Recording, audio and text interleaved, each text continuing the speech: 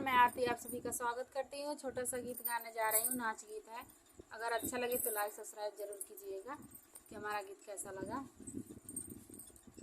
चूहे रसगुल्ला के पानी अगन राजा कैसे बहारी, चूहे रसगुल्ला के पानी अगन राजा कैसे बहारी, कैसे बहारी राजा कैसे बहारी, कैसे बहारी राजा कैसे बहारी, चूहे रसगुल्ला के पानी अगन राजा कैसे बहारी, चूहे रसगुल्ला के पानी अगन राजा कैसे बहारी।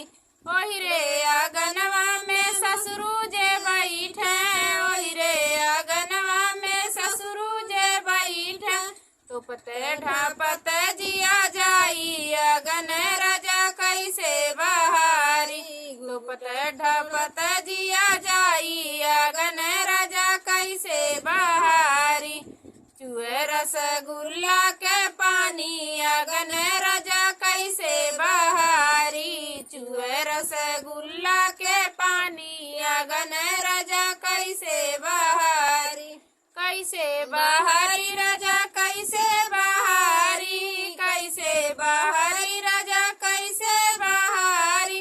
ओहि रे अगनवा में भसुरु जे बैठे, ओहि रे अगनवा में भसुरु जे बैठे, ओहि रे अगनवा में भसुरु जे बैठे, घुघुटा काढ़त जिया जाई अगन राजा कैसे बहारी, घुघुटा काढ़त जिया जाई अगन राजा कैसे बहारी, चूहे रसगुल्ला के पानी अगन राजा कैसे बहारी, चूहे रसगुल्ला के पानी अगन कैसे बहारी राजा कैसे बहारी, कैसे बहारी राजा कैसे बहारी, चूहे रसगुल्ला का पानी अगन राजा कैसे बहारी।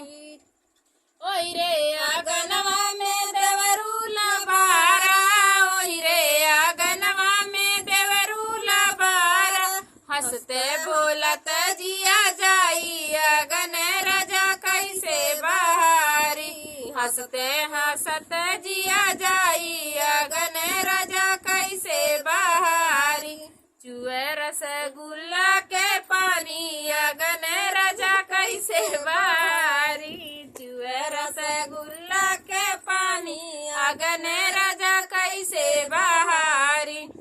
दोस्तों, अगर हमारा गीत अच्छा लगे तो लाइक सब्सक्राइब जरूर कीजिएगा, ज़्यादा से ज़्यादा शेयर कीजिए। हमारा गीत कैसा लगा कमेंट में ज़रूर बताइएगा। दोस्तों, हाथ जोड़ के आप लोगों से निवेदन है, हमारा गीत ज़रूर से ज़रूर शेयर कीजिए। दोस्तों, एक भी व्यू नहीं जा रहा है, पता नहीं क्यों।